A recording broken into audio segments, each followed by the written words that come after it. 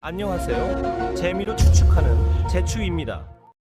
세계에서 가장 강력한 전차는 무엇일까요? 수많은 매체에서 리스트를 내고 있는데요. 미국은 미국의 전차가, 러시아는 러시아의 전차가 가장 우수하다고 주장합니다. 그런데 말입니다. 항상 K2 흑표 전차는 세계에서 두 번째로 우수한 전차로 선정됩니다. 자국의 전차 다음 자리는 K2 흑표 전차를 선정하는 거죠. 그래서 말할 수 있습니다. K2 흑표 전차가 세계에서 가장 강력한 전차입니다. 저의 생각은 그렇지만 신뢰할 수 있는 매체들의 발표에 따르면 K2 흑표 전차는 세계에서 두 번째로 가장 우수한 전차입니다. 세계 1위는 독일의 레오파르트 2 전차입니다. 하지만 레오파르트 2 전차라고 약점이 없는 것은 아닙니다. 레오파르트 2 전차 한 대의 가격이 무려 450억 원입니다. K2 흑표 전차에 모든 옵션을 추가해도 130억 원이 안 된다는 점을 감안하면 흑표 전차 세대값이 넘는 고가인 것입니다. 따라서 가성비 면에서는 K2 흑표 전차가 전 세계 1위입니다. 하지만 일부에서는 이런 명품 전차에 무용론이 대두되고 있는데요. 바로 우크라이나에서 쓸려 나가고 있는 러시아 전차 때문입니다. 우크라이나에서 러시아 전차들은 겨우 1,000만 원 내외인 RPG 로켓과 드론 공격에 맥없이 파손되고 있습니다. 게다가 러시아는 우크라이나가 다수의 RPG를 보유하고 있다는 사실을 미리 알고 이에 대비해 증가장갑 설치 등의 준비를 했음에도 불구하고 너무 힘없이 파손되고 있습니다. 최근까지 러시아는 전차 700대, 장갑차 2000대, 차량 1400대를 잃었습니다. 일부에서는 러시아의 군사력을 너무 과대평가한 것이 아니냐, 또는 러시아 전차의 성능이 과장된 것이 아니냐는 의견이 있습니다. 하지만 아닙니다. 러시아 전차의 방어력은 분명 RPG나 드론 공격을 쉽게 방어할 수 있는 600mm급과 900mm급입니다.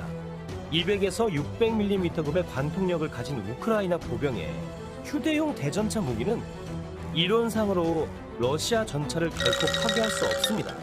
하지만 전차의 모든 부분에 폭발 반응 장갑을 도배할 수는 없습니다. 전차가 하중을 견디지 못하기 때문입니다.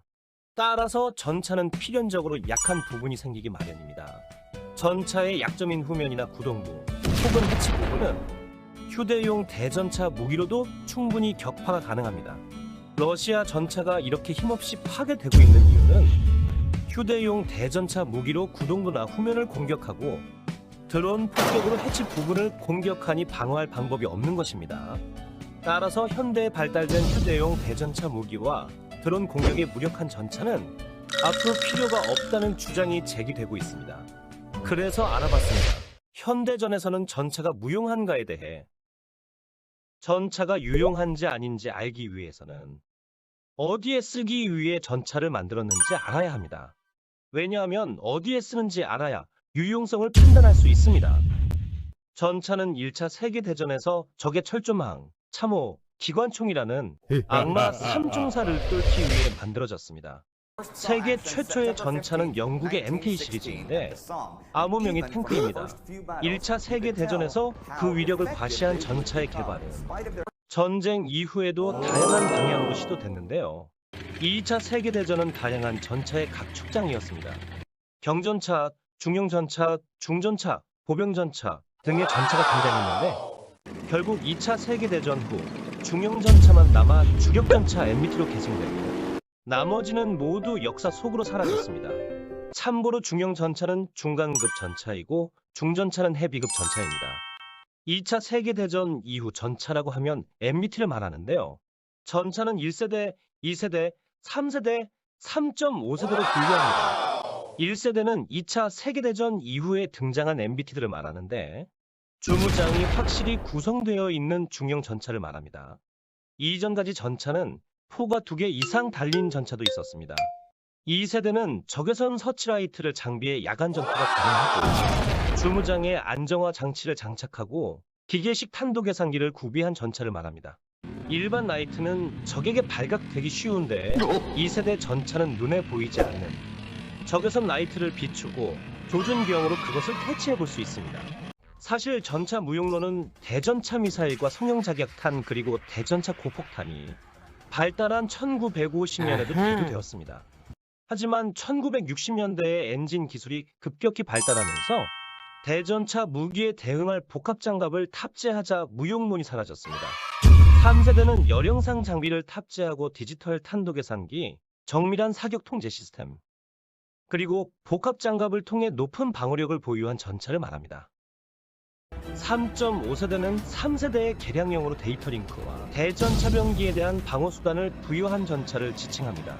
요약하면 1세대 2차 세계대전 후 MBT, 2세대 야간 전투 가능, 3세대 복합장갑, 3.5세대 데이터 링크 및 능동방어 시스템 구비입니다.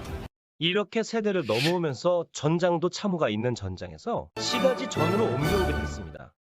1차 세계대전에서 보병의 참호를 돌파하기 위해 만들어진 전차는 2차 세계대전에서는 적의 전차를 상대하게 되었고 지금에 와서는 전차와 보병을 상대하게 되었습니다. 돌고 돌아 전차가 다시 보병을 상대하게 됐는데요. 이렇게 보병이 전차를 상대할 수 있게 된 것은 대전차 무기의 급격한 발전 덕분입니다. RPG와 같이 겨우 몇십만 원 수준의 대전차 무기가 수십, 수백억 원인 전차를 파괴할 수 있게 된 것입니다. 기존의 대전차 로켓이 겨우 200mm급 관통력을 가졌다면 최신 대전차 로켓은 750mm급의 관통력을 가지고 있습니다. 750mm급이면 2세대 전차는 당연히 고물로 만들어버리고 3세대 전차의 측면과 후면은 충분히 꿰뚫을 수 있습니다. 전차는 정면전을 대비해 전면은 900mm급 방어력을 가졌지만 측면과 후면은 600mm 이하의 방어력을 가지고 있습니다. 특히 러시아 전차의 측후면 장갑은 얇은 것으로 유명한데요. 때문에 우크라이나에서 쉽게 당하고 있는 것입니다. 전차의 상대는 대전차 로켓뿐만이 아닙니다. 미국이 제공한 제블린은 한 발에 1억 원 정도로 비싼 편이지만 750mm급의 관통력을 자랑하고 있습니다. 현재 우크라이나에서는 우크라이나의 성자라고 불릴 정도로 큰 활약을 하고 있는 대전차 미사일인데요. 한국은 제블린을 능가하는 대전차 미사일을 가지고 있습니다. 바로 한국의 현궁인데요. 900mm를 관통할 수 있습니다. 현궁은 최고의 관통력을 가진 대전차 미사일입니다. 이러한 관통력은 이중 성형 작약 탄두, 즉 텐덤 탄두를 사용하기 때문에 가능합니다. 텐덤 탄두는 2번 폭발하는데요. 먼저 작은 폭발로 전차의 폭발 반응 장갑을 터뜨리고 다시 주탄두의 큰 폭발로 전차의 본체를 공격합니다. 현궁의 가격은 대략 3,500만 원인데요. 제블린 한 발 가격이면 현궁 3발을 발사할 수 있습니다. 현궁의 생산자인 LI 지넥스원에서 확답을 주지 않지만 사우디와 UAE에 현궁을 수출한 것이 확실합니다. 사우디에서 현궁을 사용한 영상이 많이 올라왔습니다.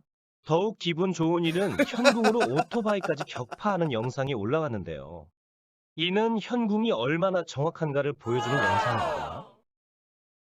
마법의 알라봉이라 불리는 RPG의 발달과 우크라이나의 성자로 불리는 제블린, 그리고 드론에 의한 공격은 전차에게 큰 위험입니다.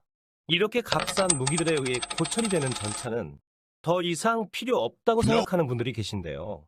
이런 무기들에 대한 방어책은 이미 마련되어 있습니다. 바로 능동방어 시스템 APS입니다. APS는 적의 대전차 미사일과 대전차 로켓을 무력화시키기 위한 시스템인데요. 소프트 킬 방식과 하드 킬 방식이 있습니다. 소프트 킬 방식은 전자적으로 적의 미사일 유도 장치를 교란하거나 체프, 연막탄 등을 사용해 적의 미사일을 피하는 방식입니다. 소프트 킬 방식은 적의 공격을 무력화시키는데 한계가 있는데요. 바로 비유도 방식인 대전차 로켓에 취약합니다. 따라서 날아오는 미사일, 로켓을 직접 파괴하는 하드킬 개발에 많은 나라가 힘을 기울이고 있습니다. 미국, 독일, 러시아, 이스라엘, 그리고 한국이 개발에 성공했습니다. 우크라이나에서 신나게 깨지고 있지만 APS를 최초로 개발한 곳은 러시아입니다. 러시아의 APS도 사실 러시아가 만든 RPG로 체첸반군들에게 큰 타격을 입어 개발하게 되었는데요. 러시아가 개발한 무기를 러시아가 방어하기 위해 개발한 것이죠. 우크라이나 전쟁에서 러시아 전차는 APS도 탑재하지 않고 폭발 반응 장갑도 제대로 장착하지 않은 것으로 확인됩니다. 한국은 2011년 한국형 능동방어 시스템인 KAPS 개발을 완료했지만 소프트킬 시스템과의 충돌과 주변에 있는 아군에게 피해를 줄 것을 우려해 실전 배치는 하지 않고 현재 개선 중입니다. 국방과학연구소는 2024년까지 기존 하드킬 방식의 문제점인 파편이 지나치게 넓게 퍼져 아군에게 피해를 입히는 점을 개선하기 위해 파편 집속력을 높이는 탄두를 개발할 예정입니다. 문제는 대응탄의 전면부에 탐지 레이더를 설치할 경우 전면부로 파편을 터뜨리면 위력이 너무 떨어져서 대응탄의 파편을 중간 부분에서 터뜨려야 했는데요. 당연히 파편이 넓게 퍼지게 되죠. 2019년 이 부분에 대한 해결책이 마련된 것으로 확인됩니다. 전면부 레이더에 미리 조각을 내 전면부로 파편을 쏘아내면서도 위력은 유지하게 된 거죠. 노르웨이의 K2NO가 수출된다면 이스라엘 APS 트로피가 장착될 예정인데요. 한국이 부디 성공적으로 KAPS를 개선해 앞으로 수출되는 K2N은 한국산 파워팩과 한국산 KAPS가 장착되길 기대합니다. 시청해주셔서 감사합니다. 구독과 좋아요는 저에게 힘이 됩니다.